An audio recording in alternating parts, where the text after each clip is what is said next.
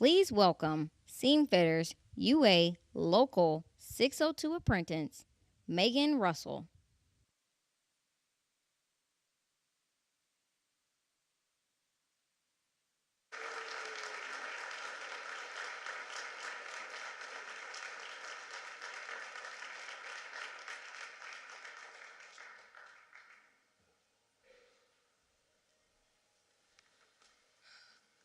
Hello, my name is Megan Russell.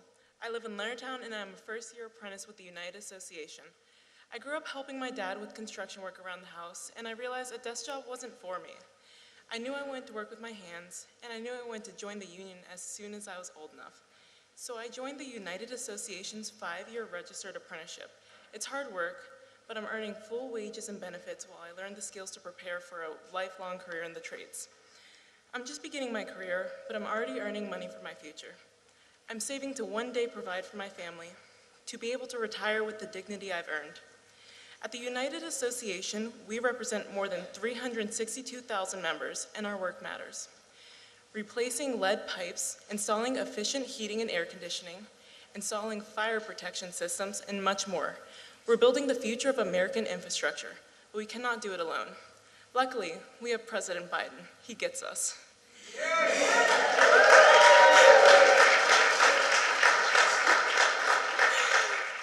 He gets what the dignity of work is about.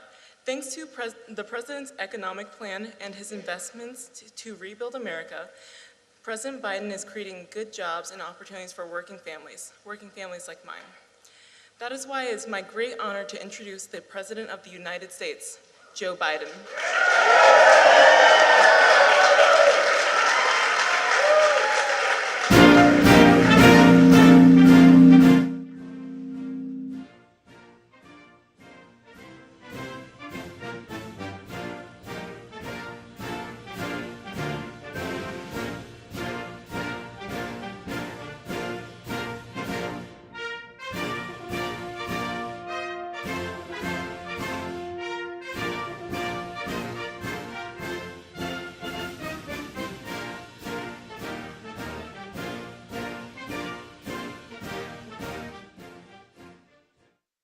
It's working? Yeah, it's working.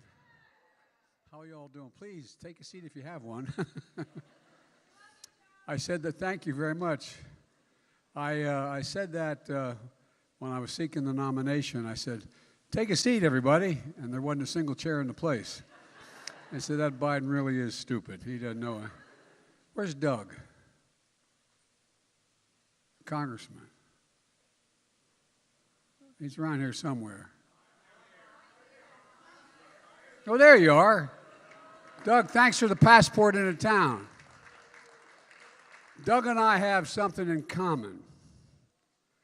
We both married way above our station. Way above our station. I want to thank you all very much. Look, good afternoon to the Steam Fitters Local 602. And President McManus, Mark, thank you. You've been a great friend for a long time. I appreciate it. And Megan, thank you for the introduction. I just got a chance to talk to Megan's mom. I think I embarrassed her. I said, call your mom. And so we just talked to her mom. And her mom, I told her, as they say in Southern Delaware, she'd done a good job on this one. Thank you very much, Megan, for that introduction. You're learning what so many others have found, that a career in the trades means a lot of stability, but also challenging work and a chance to be part of a strong community. You know, Congressman Beyer, you've been doing a great job for this district, and you're one of the best in the country. You really are.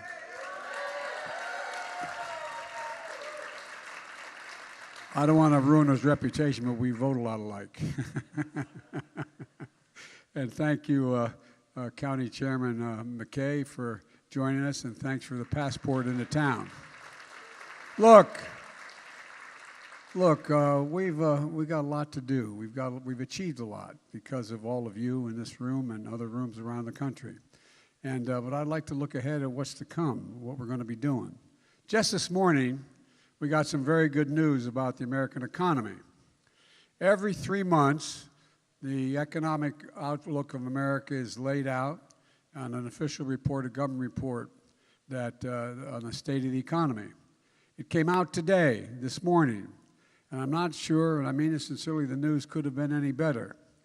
Economic growth is up, stronger than experts expected at 2.9%. We're growing. Jobs are the highest in American number and the highest in American history. And wages are up, and they're growing faster than inflation. Over the past 6 months, inflation has gone down every month, and God willing will continue to do that. Manufacturing jobs continue to go up stronger than any time in the last 40 years. And I don't think it's unfair to say that this is all evidence that the Biden economic plan, because y'all, is actually working. It's working. It really is. And there's no question. By the way, if my mother were here, she would have had me say at the outset, I apologize for my back when I'm speaking to y'all. I'm sorry. But look, we're moving in the right direction. Now we've got to protect those gains. We've got to protect those gains that our policies have generated. Protect them from the MAGA Republicans in the House of Representatives who are threatening to destroy this progress. Look, you know, this ain't your father's Republican Party. This is a different breed of cat, as they say. You know, it's hard as it is to believe. They want to pass legislation to do the following things. I've been saying this, no one believed it until I start to introduce this stuff. They want to raise your gas prices. They want to cut taxes for billionaires who pay virtually only 3% of their income now. 3% they pay. You know, a babysitter pays more than that. And they want to impose this one I love. They want to impose a 30% national sales tax on everything from food, clothing, school supplies, housing, cars, a whole deal, 30%. No, you think I'm joking? If I didn't see it, I wouldn't believe it. I wouldn't believe it. And folks, the reason they want to do that, they want to eliminate the income tax system, because guess what? That's the only way the millionaires and billionaires have to pay any taxes. But guess what will happen to all y'all if, in fact, 30% sales tax on everything you buy, from eggs to automobiles? Not a joke. And one more, I've been saying this during the last campaign, the off-year campaign. Doug knows. Look, here's the deal. You got to cut your they want to cut your Social Security and Medicare. No, this is the God's truth. It's almost unbelievable. And beyond that, they're actually threatening to have us default on the American debt, a debt that's been accumulated over 230 years, okay? And the interest on that debt, we've never, ever done that. So I have a rhetorical question. What in God's name would the Americans give up the progress we've made for the chaos they're suggesting? I don't get it. That's why the MAGA Republicans deliberately choose to inflict this kind of pain on the American people. Why? Why? This nation has gone through too much. We've come too far to let that happen. I will not let it happen. Not on my watch. I will veto everything they send us. Not after all the progress we made and how far we've come. Last week was the 2-year anniversary of the day I was sworn in as president. And at the time I was sworn in, the pandemic was raging and the economy was reeling. Millions of you were out of work through no fault of your own. Millions more kept their jobs, but they saw their hours and their paychecks cut. Millions of Americans. Hundreds of thousands of businesses closed. Small businesses make up 50% of the entire economy. Schools across the country were closed. Teachers and first responders were laid off. For families that relied on a weekly paycheck and not their stock portfolios to put real food on the table, there was real pain for these people. I mean, for real. Some of you remember it. God forbid, some of you had to go through it. Real fear that maybe this time they wouldn't make it. But the fear didn't start with the pandemic. For decades, the backbone of America, the middle class, has been being hollowed out. Too many good-paying jobs in manufacturing were moved overseas by corporate America. Why? Because labor was cheaper. We're changing the dynamic, by the way. We're sending product overseas and jobs to America. That's how we're doing it. But think about it, folks. When jobs moved overseas, factories at home closed down. Once thriving cities and towns became shadows of what they used to be. As they were hollowed out, something else was lost. Pride. Pride and a sense of self-worth if you lived in those towns and places. The so-called effects of trickle-down economics and the policies of my predecessor. You know, they view the world from Park Avenue. I view it where the wealthy, in fact, you get, and if everything works well for them, all that's going to trickle down and help the rest of us. Well, I come from a background where that never worked. But there's another view. There's another view, one that I hold, and the folks from Springfield or cities where I was born in Scranton, Pennsylvania, where I grew up in Claymont, Delaware, or thousands of cities like them. The view that says the backbone of America are the people who get up every morning, put on their shoes, and go to work and make a living. Folks, I've said it many times, Wall Street did not build America. The middle class built America. And unions built the middle class. Unions. Not labor, unions built the middle class. And I ran for president, my word, to build the economy from the bottom up and the middle out. Because when you do that, the poor have a chance to climb up a ladder. The middle class do well, and the wealthy still do very well. There's never been a time when the middle class is doing well, the wealthy didn't do well. So folks, look, my dad used to have an expression. He'd say, Joey, a job's about, I give him my word to this, a job's about a lot more than a paycheck. It's about your dignity. It's about respect.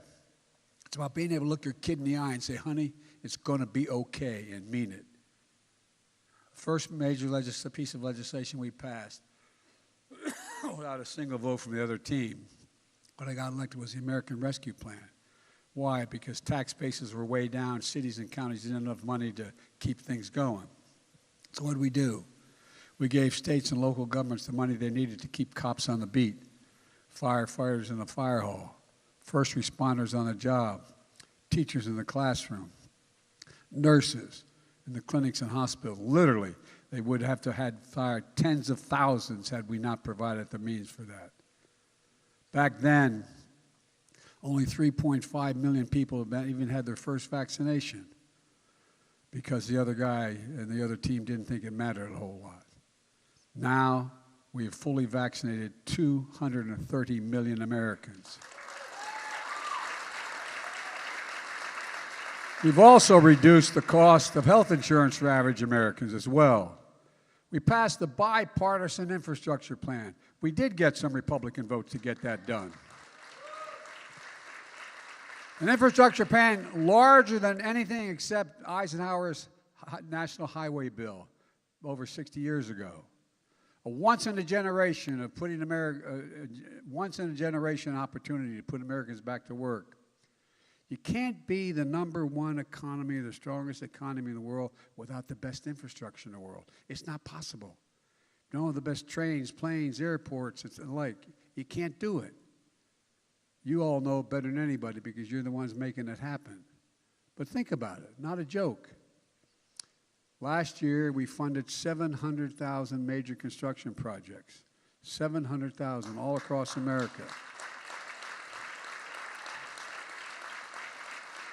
From highways to airports to bridges to tunnels to broadband. By the end of this year, that's going to be more than 20,000 projects. Big and small, cities, east, west, north, and south, all part of it. Major projects like the bridge between Kentucky and Ohio. My friend Mitch McConnell and I announced last month, the Brent Smith Bridge was built 60 years ago, had to close down several times for repairs and causing havoc across the Ohio River. It was badly needed repair. We're finally be able to commit over $1 billion to fix that bridge and build another alongside it. That bridge carries every single day $2 billion worth of freight. Let me say that right. Right now it carries $2 billion worth of freight every single day from Florida to Canada. It's a major part of our economy, not just in the Midwest, but across the country. Folks have been talking about fixing that bridge for decades, but we're getting it done now because of that bill. And next week, I'm visiting Baltimore and New York. We're going to replace a 150-year-old tunnel the Baltimore-Potomac Tunnel under the Potomac River, which will allow rail traffic to move up and down the East Coast. I'm probably the only non-rail guy who's walked that tunnel. No, I'm not joking. Still, last time I walked it, they still had lights that were on a string hanging down, leaks in the roof. Folks, 150 years old. Nothing's been done to it. Everything has to slow down. And there's a great worry that part of it could collapse. But folks, nothing's happened. We're going to build a new tunnel. And between New York and New Jersey as well, replacing the tunnel is also in desperate need of repair.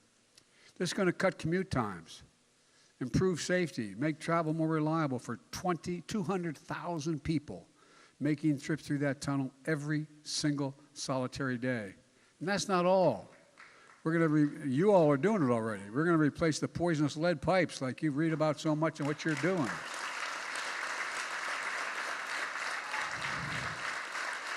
Not just in Flint, Michigan, but throughout the country. We're replacing lead pipes in 10 million homes and 400,000 schools and child care centers. So every child in America can turn on a faucet at home and drink clean water without fear of damage to their brain or something else happening to them. Think about that. For God's sake, this is the United States of America. We're making sure that every community, urban and rural, has access to affordable high-speed internet. No parent. Think during the pandemic when schools were closed. You'd ride by a McDonald's, all kinds of cars in the parking lot. They weren't buying McDonald's. Not a joke. They were going into their internet connection so they could do the homework with their kids. Every farmer in America has the ability to know, should have the ability to know when it's profitable to sell their crop, their cattle, they're on the market. Only way you know that is through the internet. It's a big deal. We can't have people afford to go without internet, affordable internet. Investing in infrastructure is about creating tens of thousands of new jobs that everyone can access, regardless of whether you have a college degree or not. No one knows that better than the people sitting in front of me and the people behind me here. You're the reason, by the way, if all of a sudden all the investment bankers stopped working, nothing. You all quit, America comes to a standstill. Not a joke, think about it. Think about it. Think about it. Imagine if the IBW decided to go on strike. Not a joke, what happens? You're not only important, you're the backbone of this country. You're the no, I'm not trying to be nice. And by the way, in case you're wondering, I've been saying this for the last 400 years I've been in office. And so, folks, look, it's about investing in America and reinvesting in places that have been forgotten. Seeing communities all over America, not just in the coast, but all over America reborn. When we do that, not only will we increase safety and security, we'll create thousands upon thousands of good-paying jobs. We'll be able to bring pride back to those communities that were once so proud. So how many times how many people do you know of relatives around the country where their kids go to a decent school, they graduate from high school, and they go up, Mom, I got to move. There's no jobs here. There's not any exaggeration at all. There's no jobs here, Mom, I got to move. From the towns and cities that don't have to talk to their parents about this anymore, about having to leave home so they can get a decent job. Then in a bipartisan way, we actually passed the CHIPS and Science Act that I pushed. Just to make sure that America leads, not participates, leads the world in innovation and research and development, especially in the manufacturing of semiconductors. You all know these are small computer chips, smaller than the tip of my little finger, that power virtually everything in our lives, from cell phones to automobiles to artificial intelligence. Folks, look, a lot of people don't remember or don't even know the United States of America invented these chips. We invented them. The first in the world, we invented them. It was American innovation that made them smaller, faster, and more powerful. Over 30 years ago, we in fact manufactured 30% of the global chip production, worth tens of billions of dollars. But today, we produce only 10%. 10%. Instead of the supply chain for these chips starting in the United States, it starts in countries we couldn't rely on. Look what happened during the pandemic. When overseas factories that make these chips shut down, automakers literally shut down the production lines. Fewer cars were made. Workers on the shop floor were laid off. 1/3 of the core of inflation in 2021 was because of the price of automobiles grew so much because you could not have the 3,000 chips needed to make the system work. Producing fewer cars because of the shortage of semiconductors. One car needs, I said 3,000, 300 of these chips. We can't ever be in a position where American auto manufacturers can't make cars because we don't make chips in America. So I made a decision, and I was very blunt about it. It's caused some stir around the world, not just here. The cost of everything from a refrigerator to a cell phone went up for the same reason, by the way. We can't ever let that happen again. So what we did with the Chips and Science Law, I made a commitment that the supply chain is going to begin in America, not end in America. Really. And this law is about a lot more than chips. It's about science as well. Decades ago, the United States of America invested 2% of its GDP in research and development. 2% of the billions of dollars of the GDP we invested in research and development. You know what we do today? Less than 0.7%. We used to rank #1 in the world in research and development. We have the best universities, the best minds in the world. We stop investing in ourselves. Guess what? We now rank 9 in the world from #1. China, a decade ago, was #8 in the world. Now it's #2 in the world. And countries are closing on us fast. The Chips and Science Act, I finally convinced our friends to let them know they'll allow us to reclaim our leadership in the world. Companies from home and abroad around the world have announced more than $300 billion in investments in American manufacturing that includes computer chips, manufacturing, science. Look, you know, I asked one of the major investors in the United States of America, happened to be a Korean country, a South Korean company. They're investing billions of dollars. I said, why the United States? To the CEO when I was in Korea. He said, because you're the single best workers in the world and you're the most reliable nation in the world. I swear to God.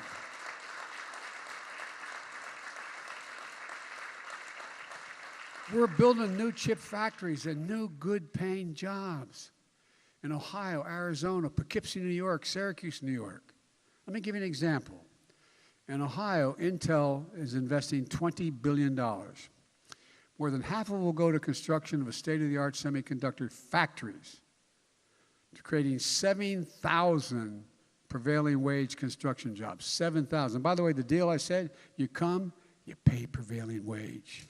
You pay prevailing wage.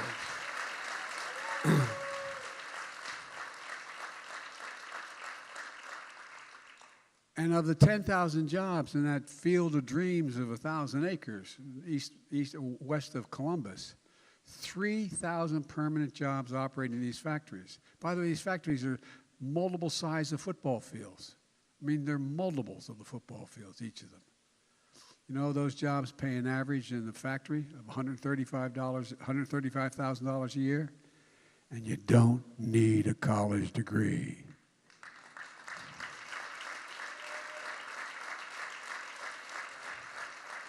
We didn't stop there. We then passed the Inflation Reduction Act.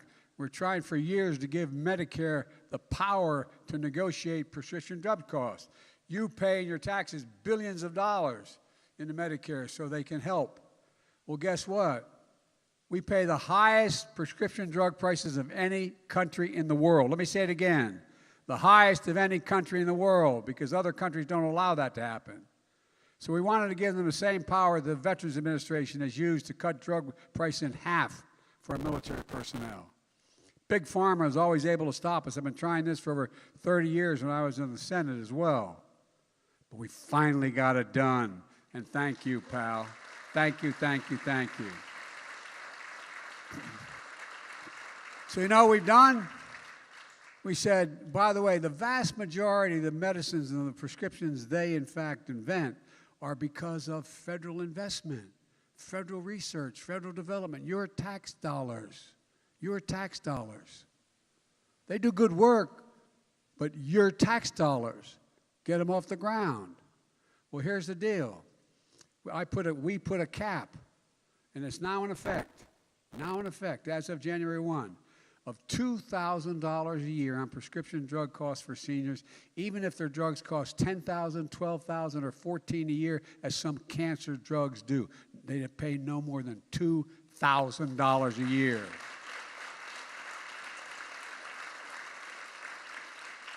And in addition, we put a $35 a month cap on insulin for millions of seniors on Medicare instead of a minimum of $400 a month. I mean, think about it. It was here in this county early on that I was doing a town meeting, and a young woman, a mom, stood up and said, you know, I have 2 daughters and type 2 diabetes. Maybe you were here, you were shaking your head, but maybe I have 2 daughters. How many of you know, you don't have to say whether you do, how many of you know someone close to you that has type 1 or 2 diabetes and needs insulin? Look around, press. Well, guess what? They're paying between $400 and $1,000 a month. You know how much it costs to make that drug? Make it and package it. $12. TWELVE dollars. And you know what? The guy who invented it didn't even patent it because he wanted it available for everybody. But now, look what they're charging. And they're making billions of bucks doing it. Millions of people are going to benefit. Here's what we got to do this year, Congressman. I initially introduced a bill that said nobody has to pay more than $35. But they knocked out everybody except on Medicare. So all those, that mom talking about her 2 daughters when I was here last time, she's still paying $400 to $800 a year, a month. And if you don't have really expensive insurance, how do you do that? Talk about being deprived of your pride. Look at your child. Your child, you know, needs it, and you can't afford to do what you know they need to be sure they can continue to live. It's wrong. It's wrong. So we got to get it done for everybody this year, for everybody.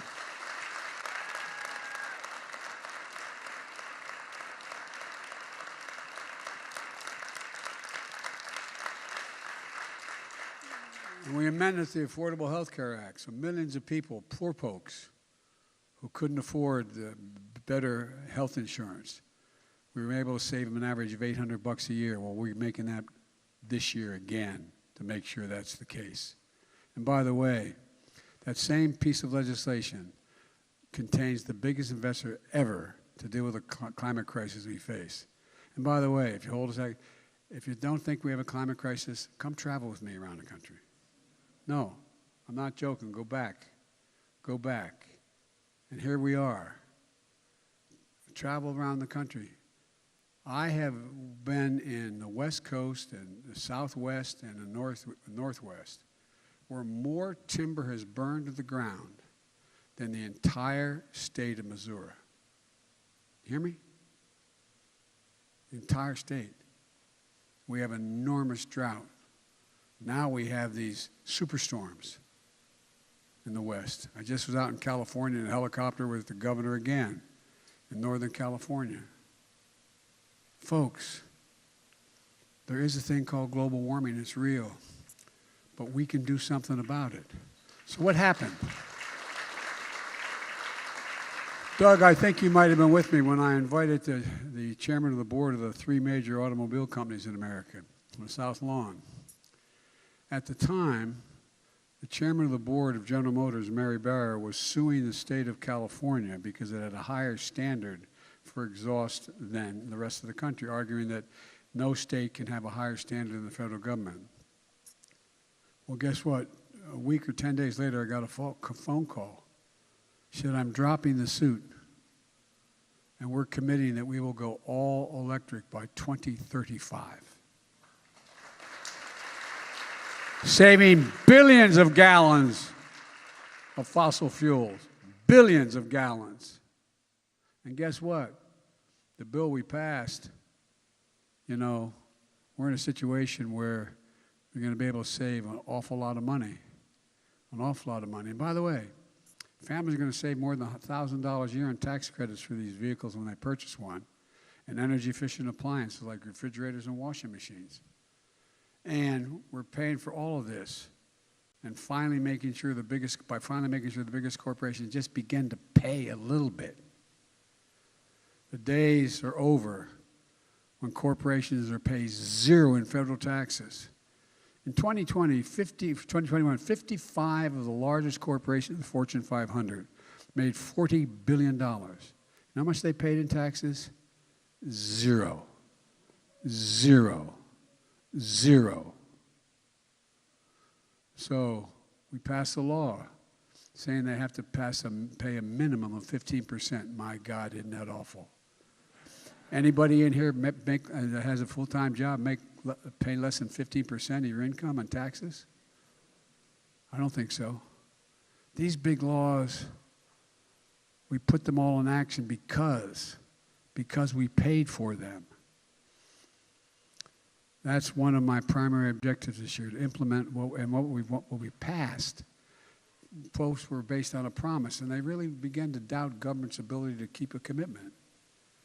All last year, I talked about how beginning January 1, you're going to have to pay more than $35 for your insulin. Now I'm getting thousands of letters going, God, it happened. It happened. It didn't kick in until 2023. And look, I'm taking too much of your time. I apologize, but here's the deal. You've heard, you know about the President's Cabinet, Secretary of State, Defense, all those things. Well, today, literally today, I'm creating an Investment in America cabinet. I'm taking all those cabinet members, secretaries, Commerce, Labor, Transportation, Treasury, Energy, Health and Human Services, and Environmental Protection Agency, and putting them in a sub-cabinet. Their fundamental job, plus I'm taking my two senior advisors carrying out the bipartisan infrastructure law and the Inflation Reduction Act. We're going to bring them together in an element of the federal government and invest wisely, and they're going to come up with a plan how we implement all that we've done. It's one thing to pass it all. Now we have to make sure we're ever on it every single day, not a joke. Implementing it so people can see what we've delivered, give it to them directly. And in the process, I promise you what's going to happen. It's going to attract billions of dollars more in private investment and get the possible best results for American workers and families. Folks, too many people been left behind in the past. And too many people, like my dad, too many people were treated like they're invisible. Isn't it kind of interesting why all of a sudden, it hadn't been with my case, but all of a sudden, blue-collar workers, all the guys I grew up with in Claymont and Scranton, they're voting Republican? Not a joke. What's happened? I think a lot of because they don't think we care. We're not paying attention. It's a little bit like what happened when I ran the first time as a 29-year-old kid for the Senate in 1972 and got elected. We had what I call limousine liberals.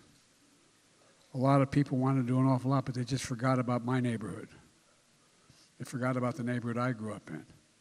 We weren't poor, but we lived in a housing development in suburbia.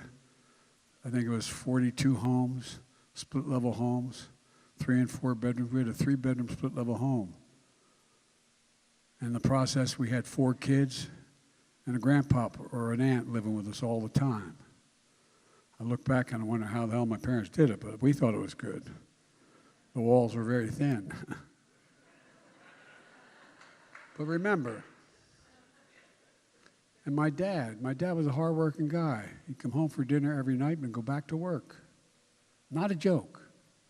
Like millions we weren't poor, My dad were around today with 4 kids, he'd probably be making somewhere, I guess his salary, based on what it was then, would probably be like $85,000 a year. Enough to get by, but not enough to really, pay for college and all those things.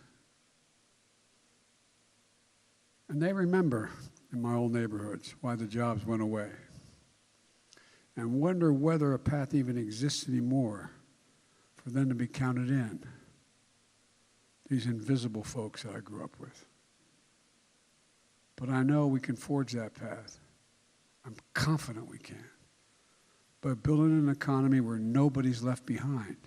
And I mean it, nobody's left behind. Nobody left behind. Let's look at the results in just the 2 years we've been in office. Unemployment is the lowest it's been in 50 years, number one.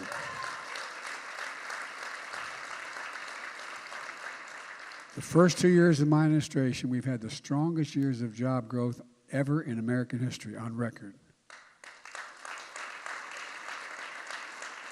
We created nearly 11 million jobs, including 750,000 manufacturing jobs.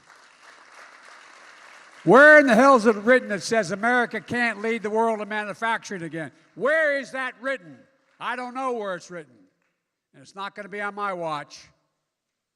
Ladies and gentlemen, you see I'm getting criticized internationally for my focusing too much in America. The hell with that. This is real serious. The supply chain is going to start here. Those nations that are democracies, they'll be able to benefit from what we're doing, and we'll make sure they have that supply chain done end with us.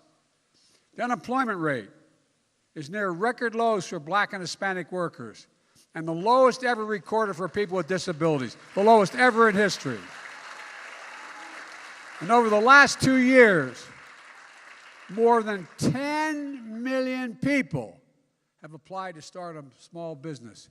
That's more than any 2 years in all of recorded American history. And every time someone starts a small business, it's an act of hope.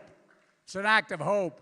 That's what we're seeing in these record numbers that we're breaking now. Hope. Hope. We're also seeing American families breathe a little easier again. More American families have health insurance today than any time in American history. Fewer families are facing foreclosure or evictions than before the pandemic. And inflation has fallen every month for the last 6 months, while take-home pay for workers has gone up. We got more work to do. I'm not saying it's over. Meanwhile, as I said, we got good news this morning. In the last quarter of 2022, the economy grew 2.9%. The last summer, plenty of Wall Street analysts were saying that by the end of the year, there'd be a recession. They've been telling me since I got elected we're going to be in a recession. Every time we've gotten better. Well, it turns out, thank God, they were wrong. So there's another group, the House Republican leadership.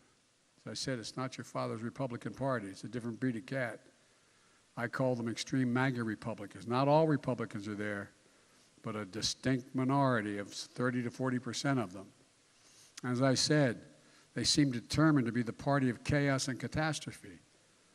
Look, I'm ready to work with Republicans that I've demonstrated to the chagrin sometimes of my Democratic friends who want to make progress for the American people. I'm ready to compromise if there's something good we want to deal with. But like many Americans, I was disappointed to see what the very first bill the new House of Representatives passed along party lines added $114 billion to the deficit, reducing taxes on the wealthy. They campaigned on inflation. They didn't say if elected they planned to make it worse. MAGA Republican introduced another bill. It's hard to believe. Check it out. As we used to say early on, Google it.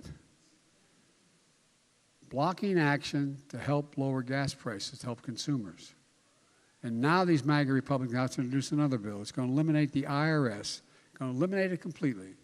The only guys who can go in and look at the complicated tax returns that people have, and replace the IRS, which would be nice, no taxes, right? Except with a $30 12% national sales tax on everything from if you buy a home to a car to eggs. Who do you think pays for that? Who do you think is going to get ripped off? That's right. They want to raise taxes on working and middle-class people in America by passing a national sales tax, taxing every item from groceries, gasoline, clothing, supplies, medicine, even big-ticket items like rent and cars. 30% sales tax on all of those issues, all those pieces. Do you think, and by the way, I thought I heard today, Don, that the Speaker of the House says he's not sure he's for it now. Bless me, Father, for he has sinned. I tell you, I mean, there is redemption. The Republican Speaker says he's not so sure he's for it. Look, do they think this is going to help with inflation? In the process, cutting taxes on the wealthiest? You got to be kidding me. What in God's name is this all about? Look, that's how they're starting this new term. Cutting taxes on billionaires, raising taxes on middle-class families, and making inflation worse, for real. And let me be clear. If any of these bills somehow got past the House and the Senate, I will veto them.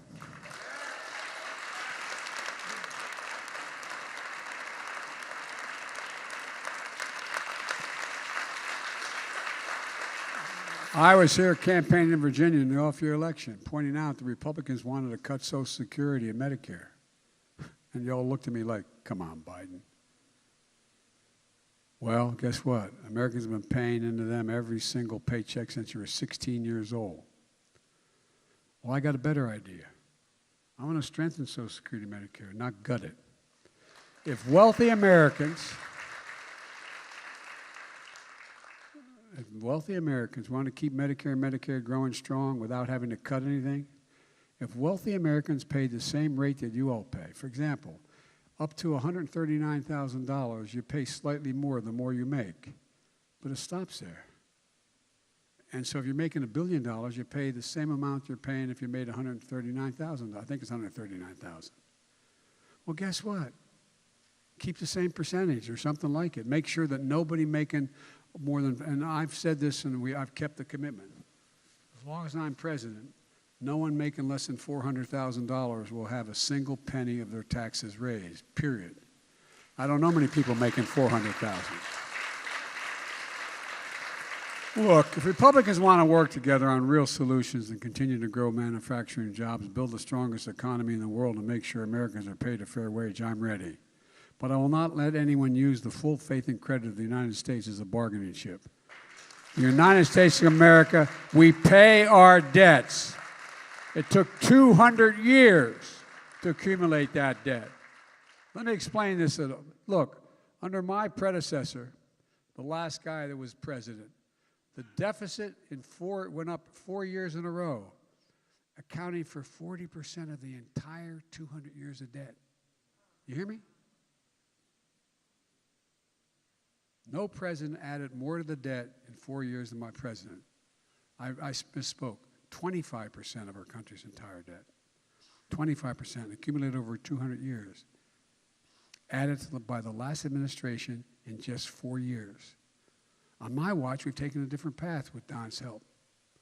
As a result, the last 2 years of my administration, we cut the deficit by $1.7 trillion. The largest reduction in debt in American history. While doing all the things I just said, we paid for it all. And the very notion that we would default on the safest, most respected debt in the world is mind-boggling. I'm not going to get into the reckless threats and take the economy hostage in order to force an agenda that's going to only limit American workers and weaken us internationally. I won't let that happen. So let me close with this. We have more work to do, but we're on the right track. We're on the right track. Roads and bridges are being built. Factories are coming online. People are back to work. Families are breathing just a little bit easier, as my dad would say. I've never been more optimistic. I mean this from the bottom of my heart. My word is abiding. I've never been more optimistic about America's future than I am today. Never. We just have to remember who in God's name we are. We're the United States of America. And nothing Nothing is beyond our capacity if we work together. We've never failed to accomplish a goal we've set. Never, never, never. God bless you all, and may God protect our troops. Thank you, thank you, thank you.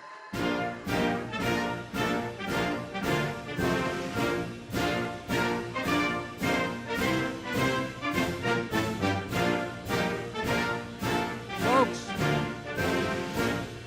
apparently there's a train that has to get through here in 15 minutes, and on the way back. And the worst part of all is, if I don't, they'll wait for me, and that's the last thing I'm going to do, is keep the train from going through. And so, folks, it's going to be quick. I'd ordinarily, as you know, you're probably happy I'm not, jump in the crowd with you all and find out what's on your minds. But I can't do it right now because of that train. Now, it's real. You're not kidding these guys. Because if you are, you're fired. So, folks, thank you, thank you, thank you. Keep doing what you're doing. And remember, it ain't labor, it's union. Union.